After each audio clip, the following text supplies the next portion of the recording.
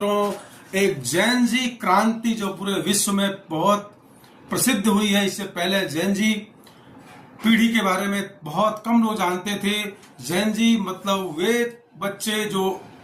1998-97 से लेकर के और 2012 के बीच में पैदा हुए हैं। उनकी एक सोच अलग ही प्रकार की है, उनका एक जीवन शैली एक अलग प्रकार का है। माई बॉडी माई चॉइस और अपना जीवन और अपने तरीके से सोचने का उनके अंदर एक धैर्य की कमी है, एक विद्रोहात्मक स्वर है और वो किसी भी हालत में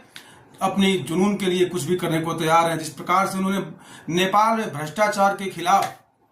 बिगुल बजाया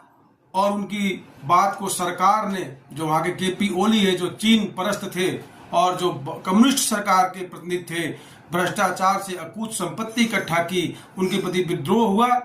और जैन जी पीढ़ी ने दौड़ा दौड़ा करके वहां के पूर्व प्रधानमंत्री देउबा को, जो 4 बार रहे, और खनल जो प्रधानमंत्री थे उनकी पत्नी को जलाकर मार डाला, वहां की संसद को। हालांकि जैन जी जो पीढ़ी है वो मानते हैं कि यह जो उनका आंदोलन है बाद में हाईजैक कर लिया गया, 15,000 कैदी भाग गए।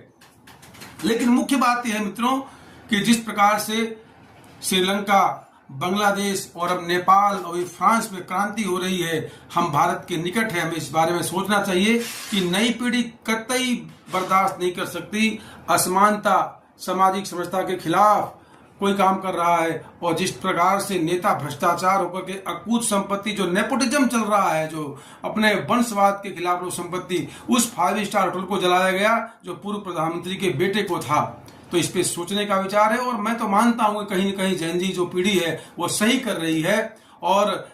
इसकी आवश्यकता कहीं न कहीं सभी जगह है। क्योंकि जिस प्रकार से नेताओं ने देश को लूटना प्रारंभ किया है और जो खाई बड़ी है, नेपाल गरीब देश है और जो यहाँ की पीढ़ी को न शिक्षा है, न स्वास्थ्य है, न नौकरी है, और इधर अकूत संपत्ति 17 साल में 12 साल में 17 साल में 12 प्रधानमंत्री बन गए, साल बाद, 2 साल बाद, और सारे मिल करके वोट किसी को दो, यही देउबा और कोहली और ये लोग प्रधानमंत्री बनेंगे। जनता समझ गई कि ये बेवकूफ बना रहे हैं, इसलिए वो गुस्सा फूटा और जिस प्रकार से उन्होंने मारा है वो कतई ठीक तो नहीं कहा जा सकता, लेकिन परिणाम तो ये होना ही होगा और ये हुआ। ये अच्छी बात तो नहीं है, लेकिन फिर भी मैं युवाओं से अपील करता हूं कि धैर्य रखें, नेपाल को एक श्रेष्ठ नेपाल बनाएं और जो आने वाले समय में देखिए कौन बनता है प्राइम मिनिस्टर, वहां के जो शाह है, चाहे सुशीला कर्की है जो भारत से पढ़ी लिखी है, बनते हैं तो यह कार्य होगा और निश्चित रूप से यह एक चेतावनी